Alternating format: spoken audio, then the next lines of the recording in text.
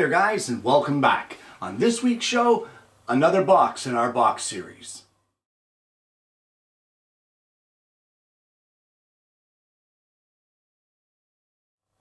Well, as you guys know, I've been doing boxes here on the show inspired by the book 52 Boxes in 52 Weeks. And what this book is not so much an instructional on how to make the different boxes. It's more of one man's journey to try to achieve a goal of making a box a week. 52 boxes in 52 weeks, all of different designs. It has a lot of great elements and has a lot of great designs that you can take inspiration from. And that's what we're doing in this series. We're taking inspiration and making those boxes our own. And it's the same thing here on today's show. And it all starts over at the bench with a piece of 1/4 inch thick cherry. Well, boxes are a great way to use up scrap stock. And there is this piece of cherry that was in the rack. It is 2 inches wide. It's just over 19 inches long, and it's a 1/4 inch thick. I want to joint one edge, and then I'm going to cut it to the widest piece possible. It'll probably be around 1 7/8, but we're going to rip it to that width all the way along its length. Well, what I ended up with is a piece that is 1 9/16 inch wide. At this point now, what I want to do is cut it to its final length and width.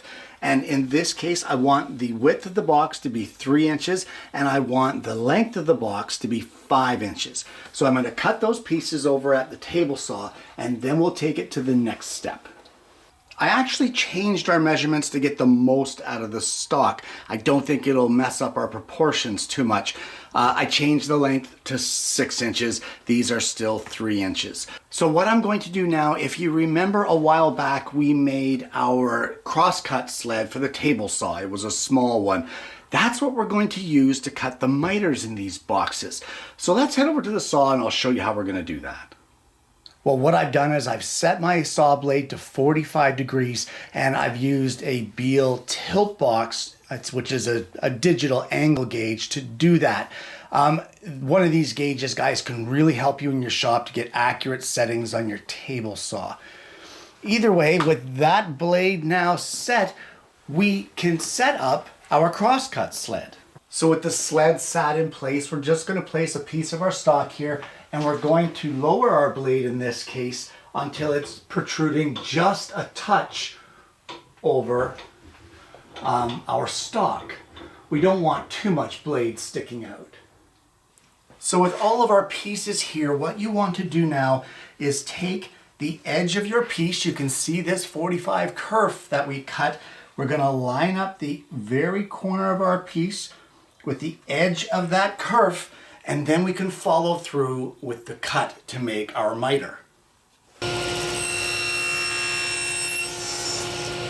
And with that one miter cut, you can just turn your board around, do the exact same thing, line up that little corner there with the top of the kerf mark, just like this, and then make a second pass to cut your next miter.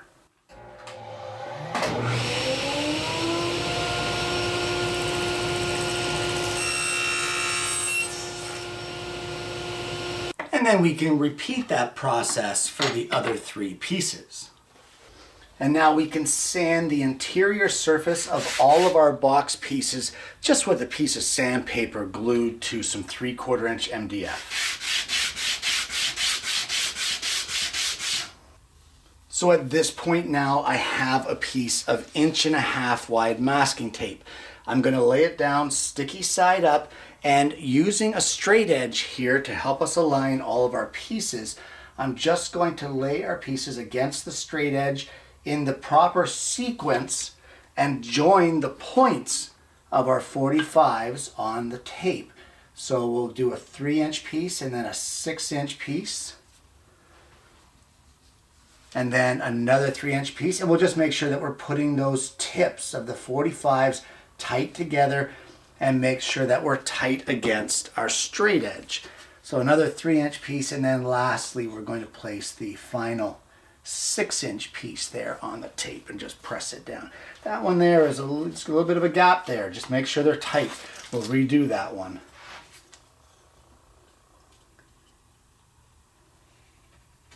That's better. That looks much better. Okay.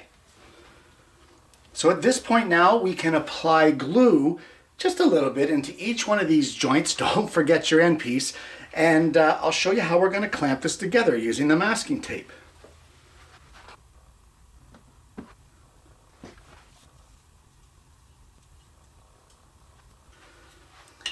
And with glue on all the sections, we're just going to wrap this up just like this.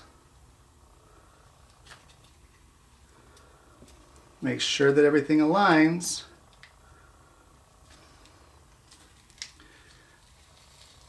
Try not to stick your tape together like I just did. Make sure it aligns, and then we can fold this tape down this side like this, and then fold this one back up over.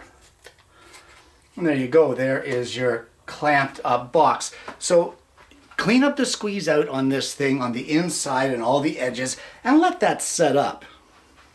While waiting for the cherry box to dry, I have cut some maple. I have done it in the exact same fashion as I did the cherry. The big difference here is that this, for starters, is 3/16 of an inch thick, not 1/4 of an inch. And it is 2 inches wide. So what we're going to do is I've mitered all the sides. This box is basically going to be a box in a box. So what I'm going to do at this point is take our side pieces or our end pieces and put them aside. And we need to do a little bit of marking and a little bit of layout on these longer pieces of maple. Well, on each one of our longer pieces, what I have done is I've drawn a line in from each edge at 5/16 of an inch in. From there, in the center, I've drawn a 1/4 inch divider. In here, I've drawn a 1/4 inch divider, same here. And then I've done the same thing, a 1/4 inch little divider line right in the middle. I'm going to take this over to the scroll saw and cut out all of these sections here. So I'll have to take it over to the drill press first and drill a blade entry hole, and then using a number 3 reverse tooth blade, I can cut out all of these sections until we get kind of almost a window pane kind of an effect.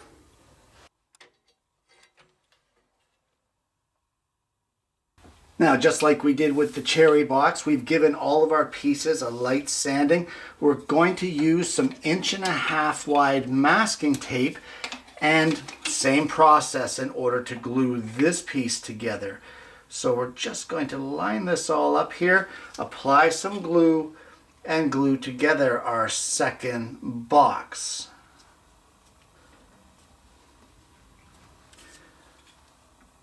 One thing I'll point out is that after you get it glued together, you'll want to check it to make sure that everything is square. We don't need this at this point in time getting all out of whack. It's great to use the straight edge to align your edges, but if it's not square once it's taped together, it's pretty much useless at that point. So let's get this one glued up.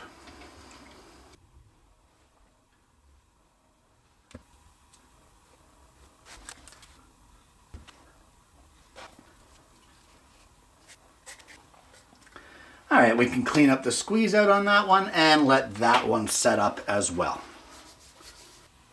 Well, at this point, while I'm waiting for that maple section to dry, our cherry section is dried up, and I'm just going to give the interior of the box and the top edge a coat or a couple coats of shellac. So we'll just rub this on and then set it aside to dry.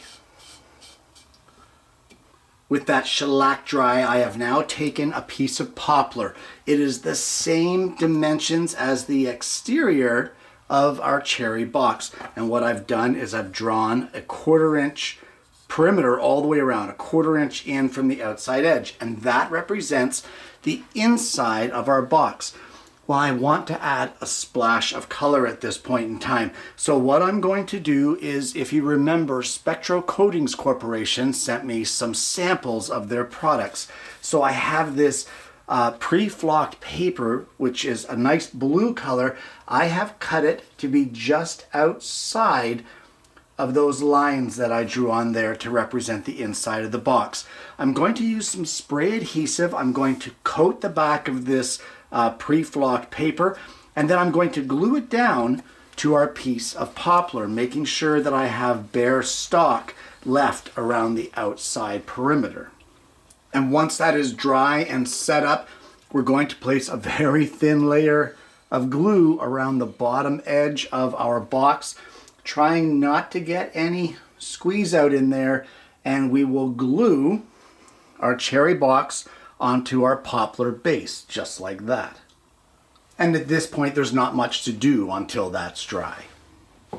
Okay, and at this point now, this assembly is dry. So we can move on to the next step. I just want to show you something here. Look at the clean lines that provides on the inside. That looks great.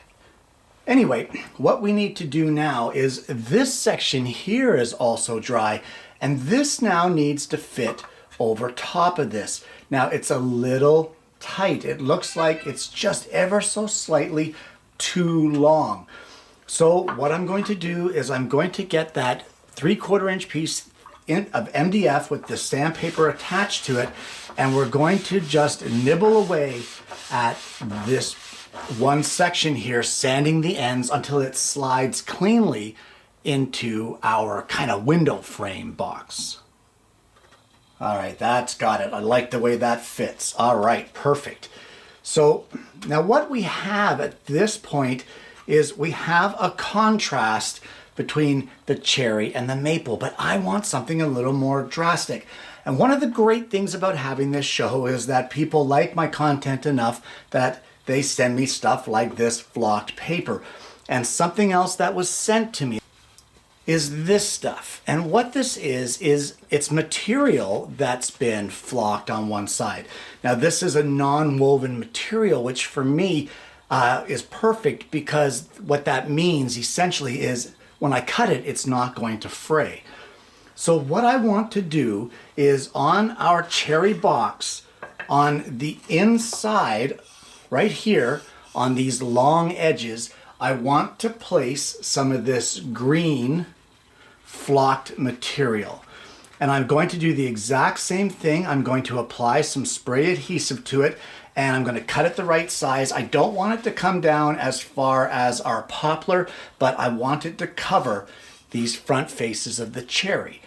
So I'm going to do that, and then I'll show you where we're at that point. Well, while we're waiting for the material to dry on that cherry section of the box, we can apply, just by rubbing on, a couple coats of shellac onto our outer frame here. Just make sure you get inside all the little windows and that sort of thing. Put a couple coats on this and let that dry. All right, and now with the shellac dry on our window frame area and our glue dry on our flocked material, we're just going to take this section here and slide it down over top and make sure that everything fits right. Now what we want is at the top we're going to leave a lip. We're not going to push it all the way down, so there will be about a 1/4 inch lip that sticks up above our cherry box. Check that out. Isn't that nice?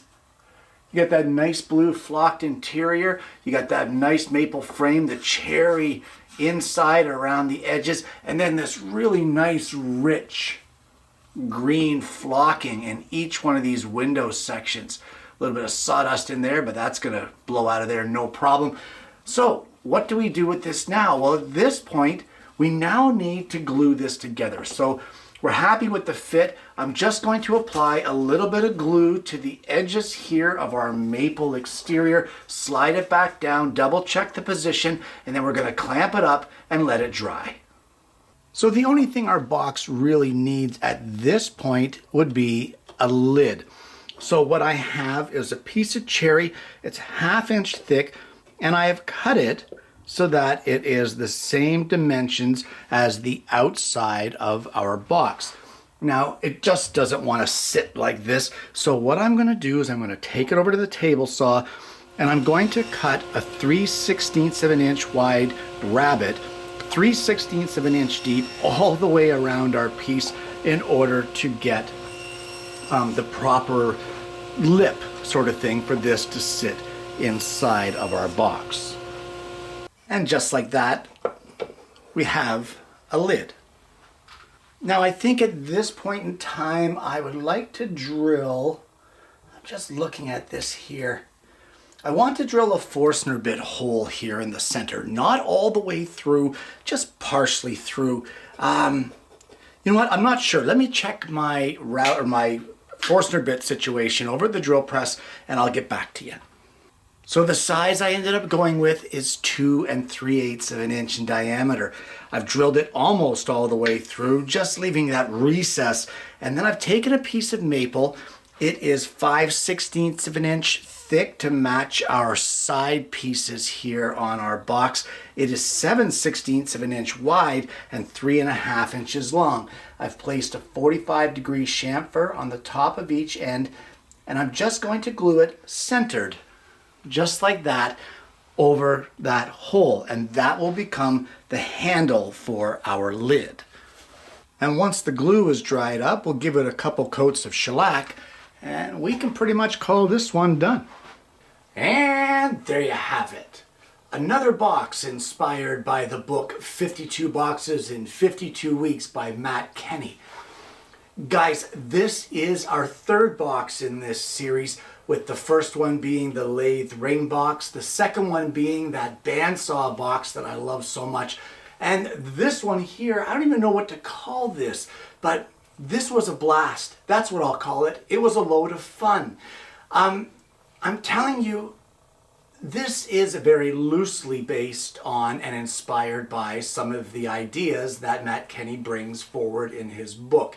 I like the grid idea, and in fact, in his book, he actually made the grid with strips of wood.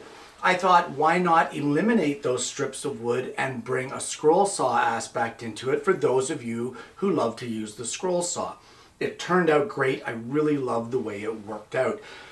Now, of course, the pre-flocked material, both the paper and the actual non-woven material, these were products and samples that were sent to me from Spectro Coatings Corporation.